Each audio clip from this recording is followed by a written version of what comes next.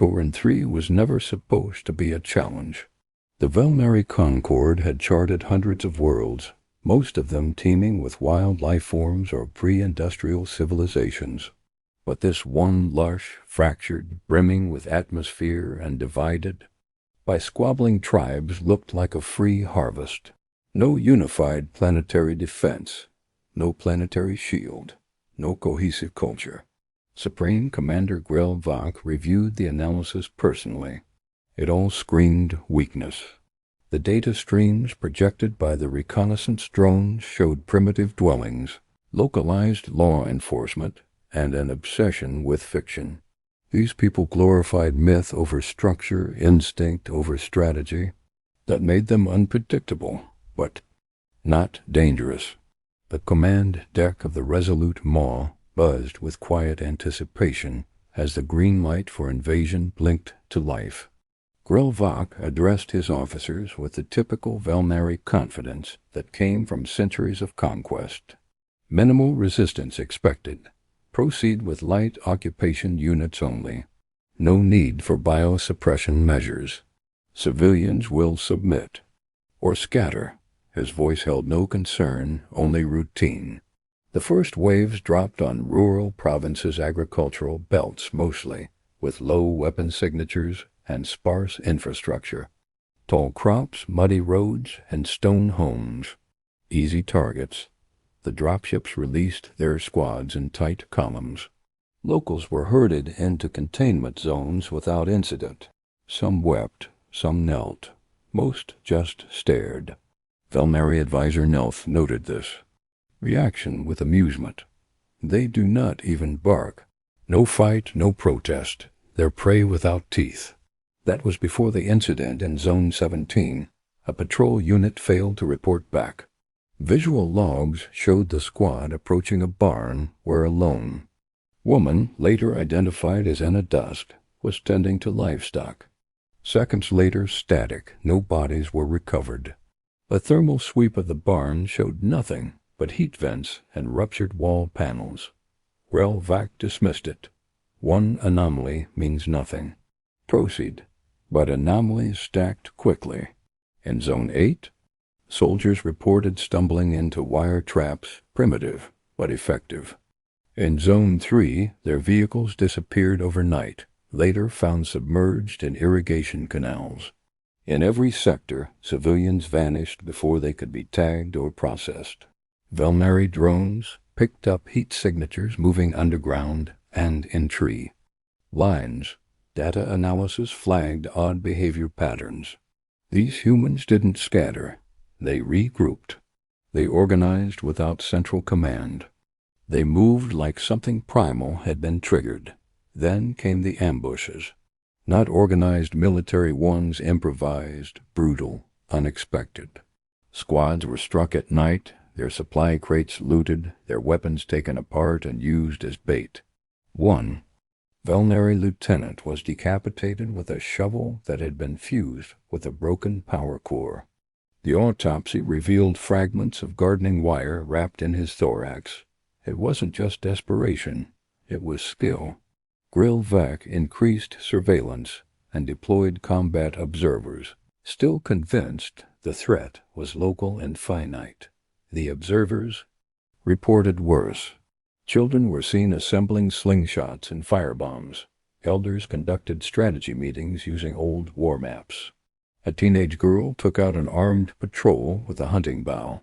Entire families operated in synchrony, wordlessly communicating. During strikes, the frequency of resistance rose sharply within 72 hours. Velmari analysts scoured human data archives to understand the unexpected resilience. What they found made even Nelth's pale green skin flush with unease. Every major epoch of Torin 3's history was steeped in war. Territorial conflict, civil uprisings, ideological extremism, survival struggles generation after generation passed on not just tools but tactics. The average human life was touched by hardship. Many were raised with stories of rebellion. Training in discipline and endurance was embedded in their recreation, competitive sports, role-playing games, obstacle courses. They idolized fighters. Even in fiction, humans didn't just fight, they evolved through it. And yet the Velnari still hesitated to call it a war. Grelvac believed he was facing scattered guerrillas, not an existential threat. That belief shattered on day 5, when one of their mobile command units was breached from below, buried into by miners repurposing drilling rigs. The detonation was triggered by pressure from a rain boot. No trace of the attackers was found except a simple carved phrase in the metal hull. "We were born ready." By now, fear had begun to circulate. Velnari soldiers refused to patrol without backup. Communications were filled with hushed rumors. "They're everywhere," one operator muttered. "They're not even trained, they just know." Enna. Dusk struck again, this time disabling a drone carrier with only a torch and rusted pipework. Surveillance footage showed her escaping with a group of children strapped with homemade weapons. Her file was updated. Threat level: irregular combatant. Status: top priority. Meanwhile, rumors surfaced of a man named Rye Mercer, former pit fighter, now turned coordinator in the Haviland district. He was forming a loose network of cells operating in complete autonomy. No central control, no hierarchy, just intent. "Every one of us fights. Every one of us wins," his message repeated across intercepted broadcasts. His voice wasn't filled with rage, it was calm, resolute, terrifyingly ordinary. The Velnari began seeing familiar faces in their nightmares. Farmers with grenades, butchers with blade skills, children mimicking the takedown moves they watched on vids. Tactical planners from the Concord's high command demanded a strategic assessment. Nelt submitted one line: "They are not soldiers. They are the storm." By day 7, Grelvac called for emergency reinforcements. But the home fleet had already begun debating withdrawal. The losses were mounting, the psychological cost higher. Every measure of control was slipping. Every predictive model failed. And still the humans pushed harder. They used scavenged equipment. Rewired Velnari comes, laughed mid-firefight. They did not wait for orders. They responded to necessity. A hive without a queen. A war without a war rune dot in the quiet of his chambers. Grelvac watched a looped transmission. It showed a grandmother teaching 2 teens how to fight using kitchen knives. Behind them, the walls were covered in maps, wires, and radio schematics. No military insignia. No doctrine. Just instinct. He paused the video, leaned back, and spoke into his command log. "This is not an invasion," he said, voice low. "It is an awakening. We did not trigger fear. We uncovered memory. They were never passive. They were waiting. And now they remember." The recording ended, and so did the illusion of control. Rye Mercer wasn't a general, nor did he want to be one. He had no medals, no rank, no official history of leadership. What he did have was a lifetime of survival bare-knuckle fights, street wars, prison riots. When the Velnari landed, he didn't wait for orders. He found a radio, hijacked the signal, and spoke to the people of Haviland. "They came expecting slaves," he said. "Let's remind them what happens when you corner something that's used to bleeding." The message didn't galvanize in a wave. It ignited like wildfire. Within hours, entire neighborhoods had gone dark underground and armed. Advisor Nelth shifted his focus to psychology. Why weren't these humans afraid in the conventional sense? Why didn't they retreat and cower? Instead of dispersing, they grouped tighter. Instead of hiding, they struck. He sifted through their cultural archives and grew increasingly disturbed. Nearly every form of entertainment revolved around overcoming struggle. Their games simulated war. Their media romanticized resistance. Children were taught stories where courage, violence, and defiance were virtues. Entire generations raised, not in peace but in preparation. What the Velnari called trauma, the humans called heritage. Meanwhile, Velnari deployment in Havlan turned into disaster. Patrols vanished in broad daylight. A routine sweep of a city block ended in 20 casualties. From a single triggered collapse, an old subway tunnel redirected to drop debris on their heads. Surveillance drones caught glimpses of masked figures sprinting across rooftops. None were armed conventionally.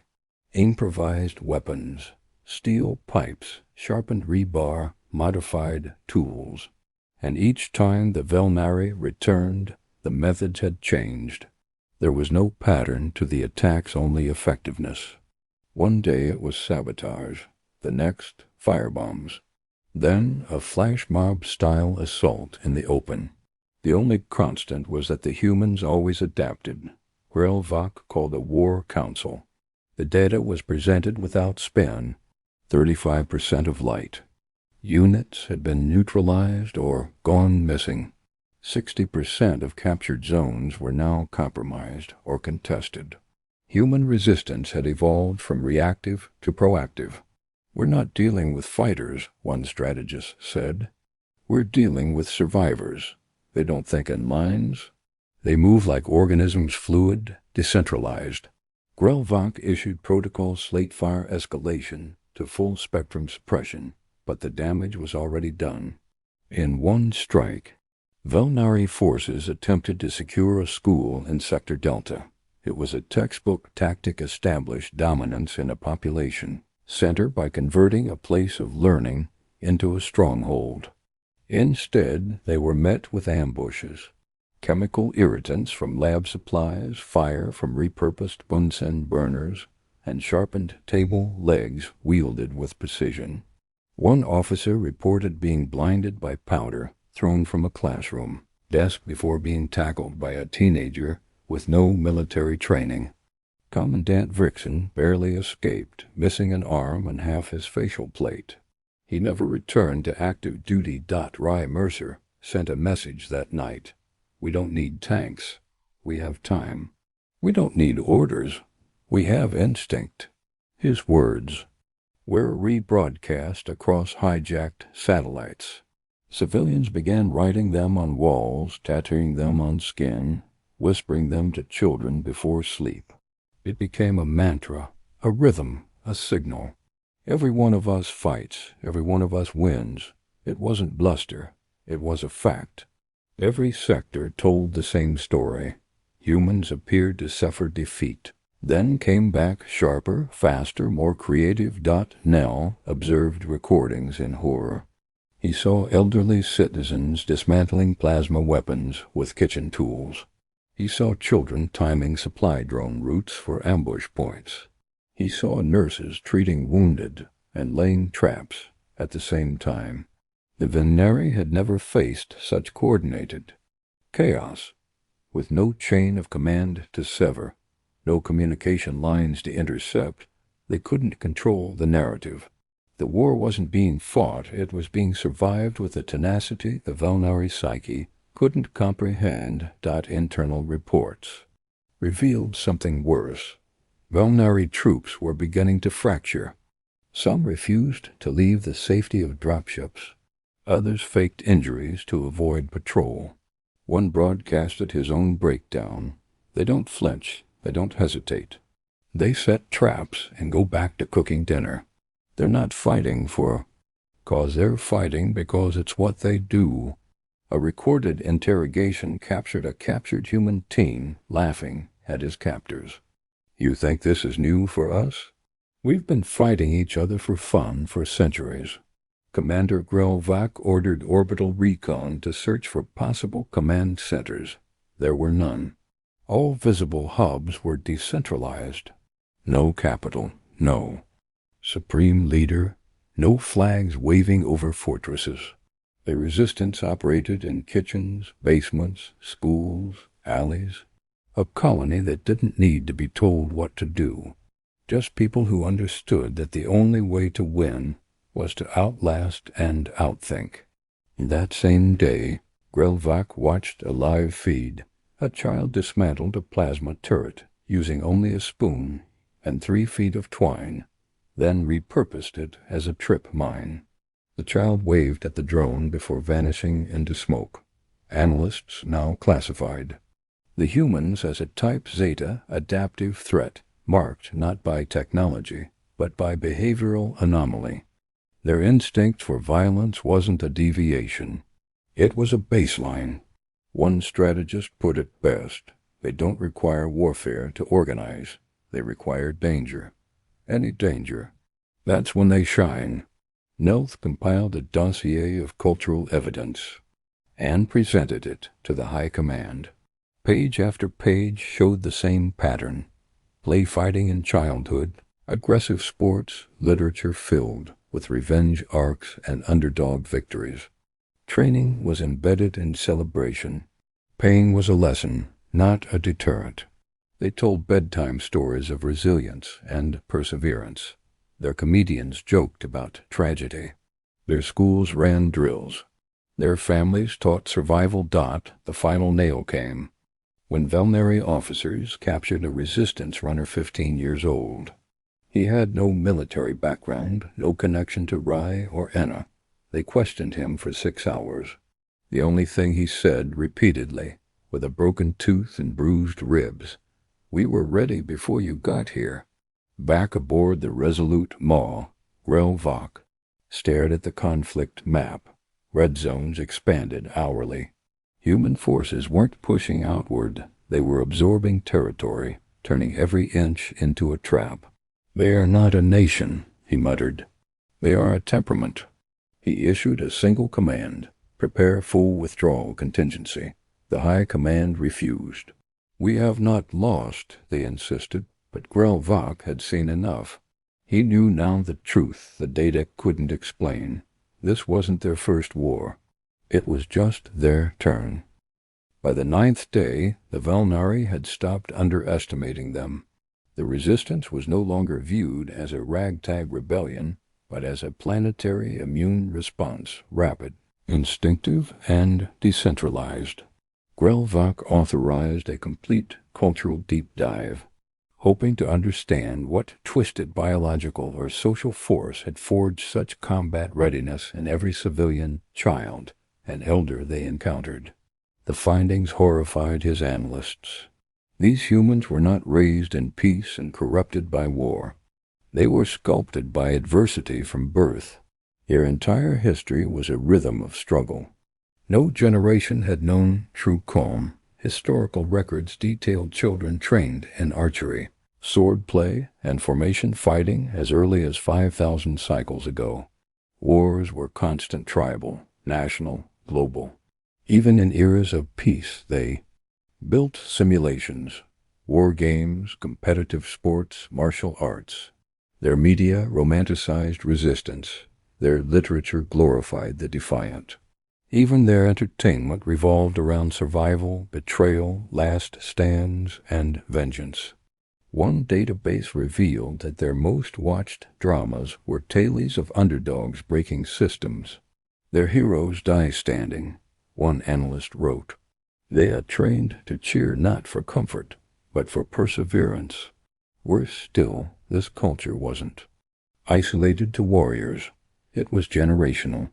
Grandparents passed down not just stories, but tactics. Basic combat awareness was a family norm. Games mimicked ambushes. Stories taught sacrifice. One clip pulled from the planetary net showed toddlers practicing combat roles with plastic toys, cheered on by their parents. Another displayed elderly citizens debating urban defense strategies over tea. Nelth stood before the council, voice unsteady, as he presented the worst of it.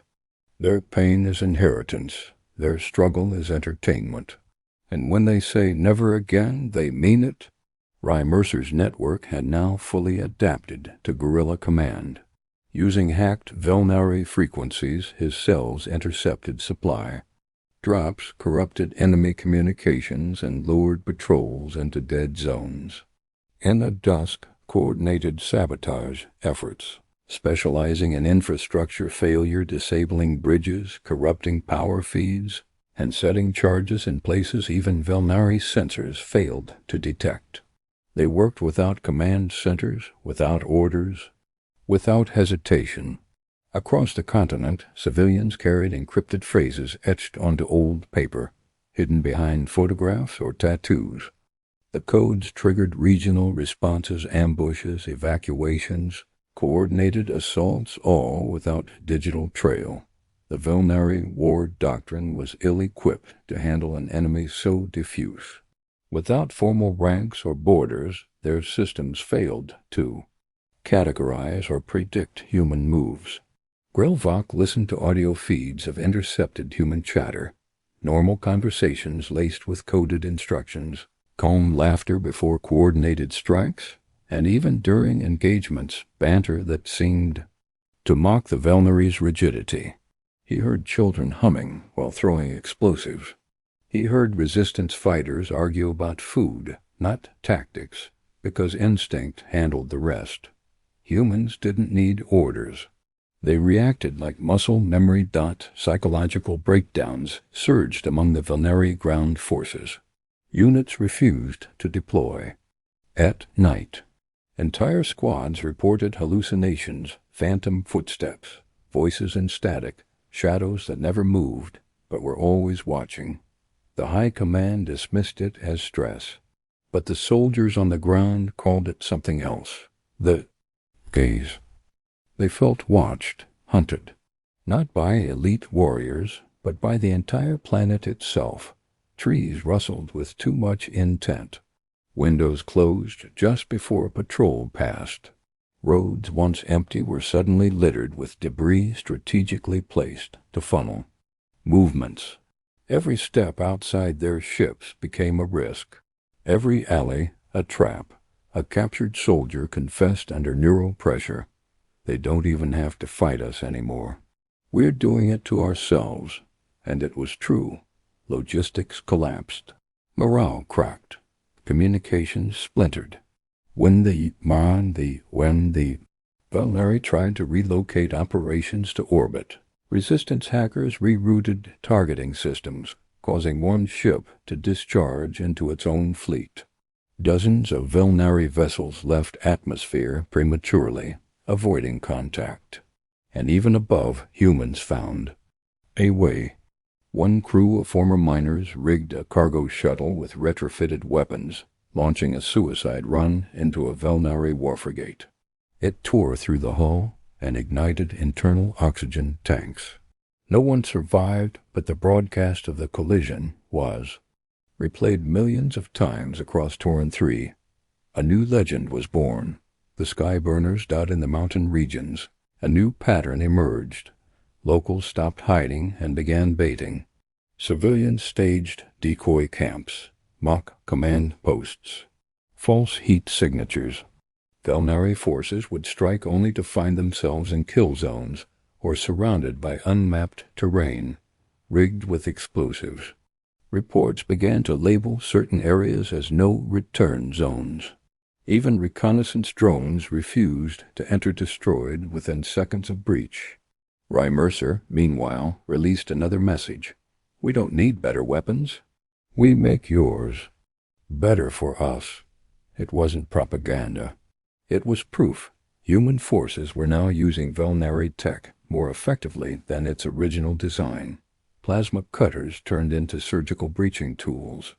Velnari helmets, once symbols of dominance, repurposed as urban camouflage.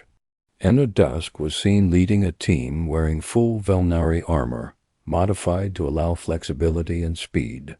The Velnari found themselves staring down enemies who looked like them, only faster, smarter, and angrier.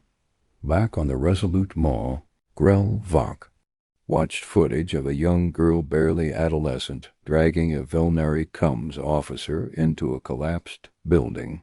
She had no weapon, just a broken leg and a sharp rock. The officer never emerged. The Velnari commander replayed the clip over and over, then deleted it from the fleet archive. Some truths couldn't be explained to high command. Some warnings were not words but echoes. Nelth, now hollow-eyed and bitter, submitted a new classification for the humans, species of endurance, not for their strength but for their refusal to break. "We have encountered species that fight to win," his report read. "Humans fight because it is who they are." Grelvok finally understood. Torin 3 wasn't a prize. It was a test. Every human on the surface, no matter their size, age, or role, shared one core instinct: resist.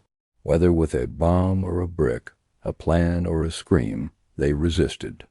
They didn't need to be taught. They just remembered.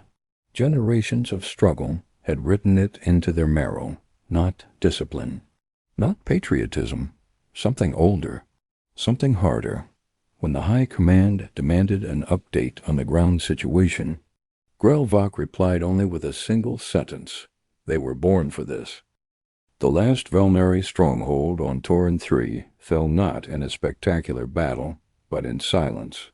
The outer defenses failed when the command nodes were quietly disabled.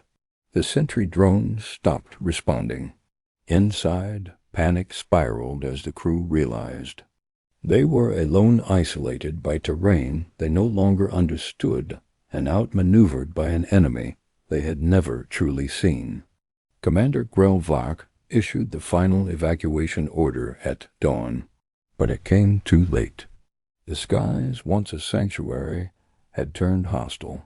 Resistance fighters had seized several spaceport systems and were using hijacked Velnari transport units to jam signals and redirect flight paths. The last vessel attempting to flee was destroyed mid-lift by a mining laser, operated by a 16-year-old boy using recalibrated optic targeting. The blast incinerated the ship before it reached the clouds. Grelvok was not on board. He had chosen to remain behind. Rye Mercer stood on a rooftop in the city of Havlin, watching the smoke curl above the horizon. The resistance didn't cheer.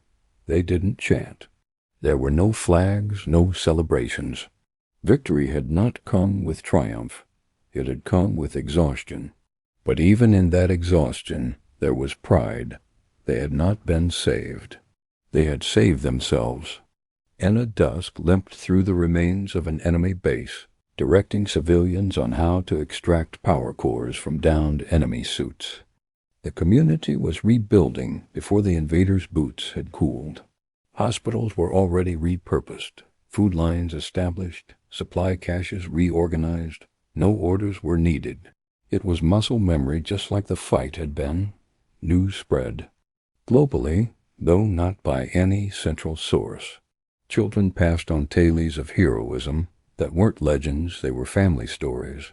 A boy whose grandmother shot down a Velnari flyer with a hunting rifle. A girl who ran medical supplies through enemy lines in broad daylight because she was just a kid and they never looked twice. A mechanic who wired half a city's power grid into a trap that fried an entire patrol. Torin 3 had become a storybook of real courage etched into every neighborhood. What startled the Velnari most wasn't the human resilience, it was their unity. No species in their conquest history had responded with such totality. No need for central command, planetary broadcast, or leadership council. It was as if the planet itself had risen, cell by cell. And when it was over, there was no bloodthirsty retribution. The humans didn't hunt the remaining Velnari. They just told them to go. Those who surrendered were escorted to extraction zones and left unharmed, with a single phrase spoken to each of them: "Don't come back." Then came the message to the stars. A broadcast hijacked the same interstellar emergency frequency the Velnari used for crisis response. It was clear, simple, and translated into every known language by a human AI system reverse-engineered from Velnari Tech. Rye Mercer's voice carried through the void. "This world belongs to us.